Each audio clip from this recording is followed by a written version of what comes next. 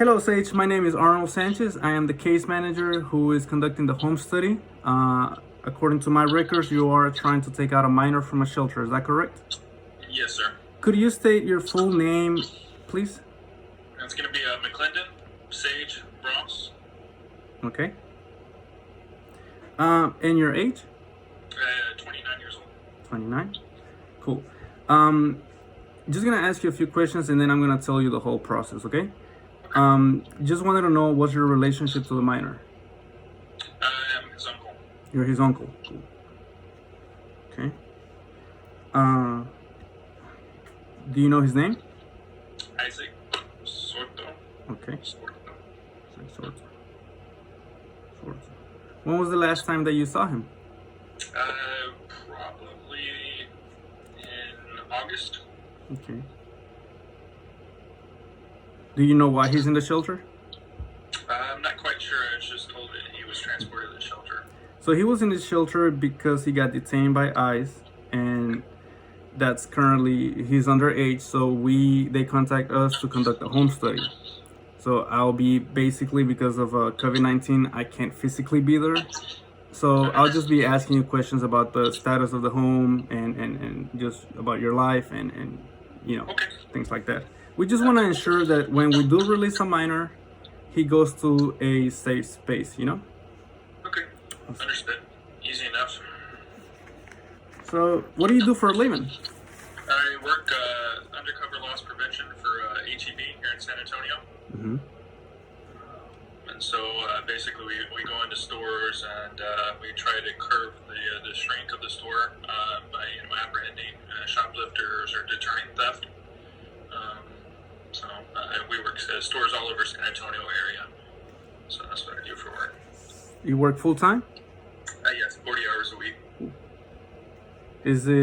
Would you qualify your job as stressful? Somewhat. It is really just dependent upon the person that you're dealing with at any given time. Sometimes they're more cooperative than the others, and sometimes they're more rambunctious. It just luck of the draw, pretty much. Do you feel like the stress of your job translates to your house? Does it carry over? No, I do a pretty good job of compartmentalizing and kind of leaving work at work and separating it from my home and work life. Well, what are some tools that you rely on so that you can kind of keep the stress levels down? And I know some people game, some people drink. What do you do? Every now and then I'll have a couple beers, but I usually just kind of watch sports. Sometimes I'll turn on the video game. Usually just kind of listen to music and kind of decompress on the ride home. Usually gets it done. Like I said, we're all over San Antonio, so I was out a 35 minute drive. It kind of brings me to a little rest. Gotcha. Since you do drink beer, and I'm guessing alcohol, right? Yes.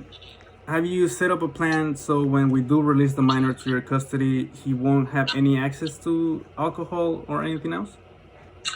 Yeah. So obviously, since I'm an adult, obviously we do have liquor bottles, but those we placed up out of reach, and in the cabinet.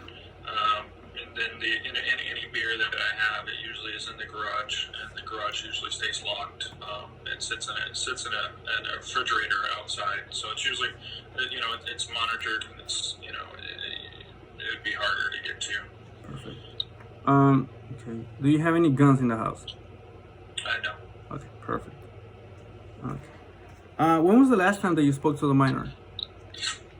Probably when I was informed that he was in custody. They allowed me to speak with him briefly, just to talk to the closest relative, and so I spoke to him then. And then obviously we're making contact, or you're making contact with me in regards to possibly releasing him into my custody. Have you? Okay. How many people live in your house?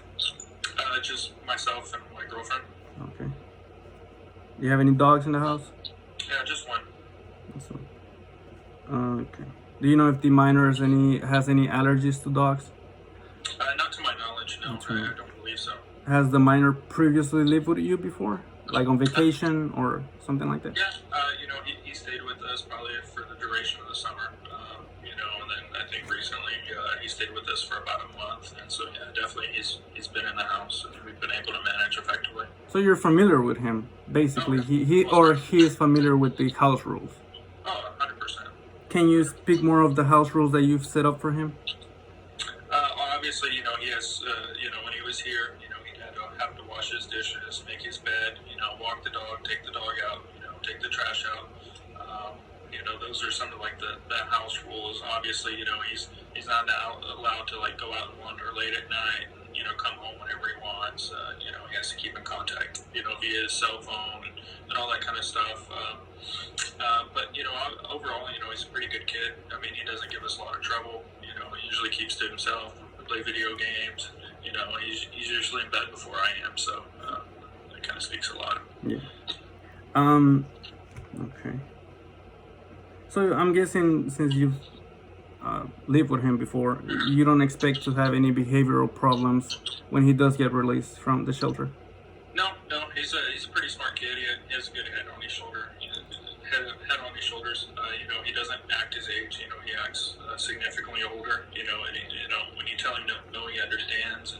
And he doesn't really back talk or anything like that. Like he's very easy to manage, if you will.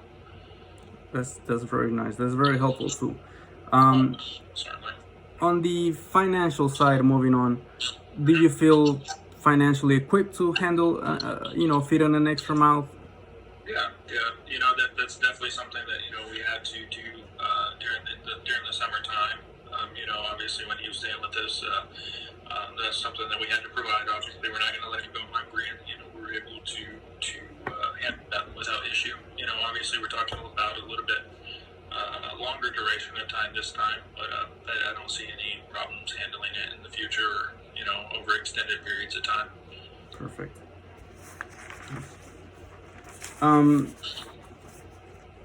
Have you looked into registering the kid for school?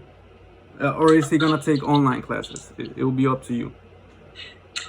Given the circumstances of COVID and everything, I think, obviously if he was released in our custody, myself and my girlfriend works, I think it'd be easiest I think he's old enough to self-supervise and participate in online classes.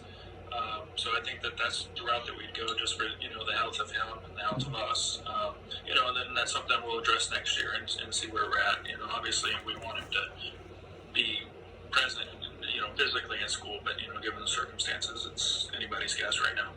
Gotcha. Now, since he will be staying in school, how would you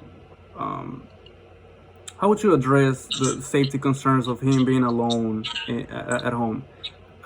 What kind of things would you tell him to keep a safety environment, basically? Well, obviously, we don't want him, wandering the streets or going out with friends or having friends over when we're not here.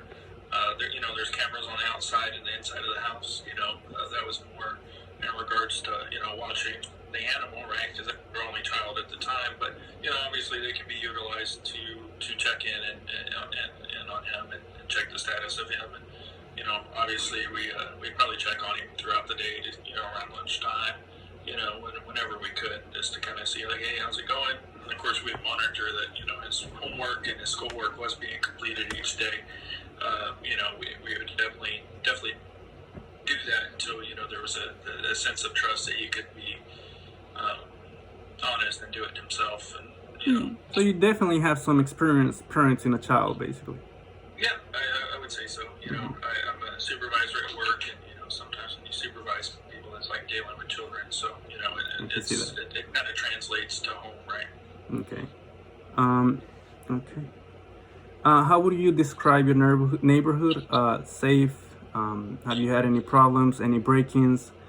Just anything you can give me, since I can't be physically in the neighborhood, I can't assess it for myself. Yeah. So we live on about the northwest side of San Antonio. It's close to UTSA. There's not a lot of issues here. We're in like in a community, a suburb. Subdivision, that it's kind of harder to get to a degree. We've never experienced any problems such as break-ins or, the cops being on the street, nothing like that. It's pretty quiet. Every now and then you'll hear the sirens from 1604, which is a major highway, but, they're not necessarily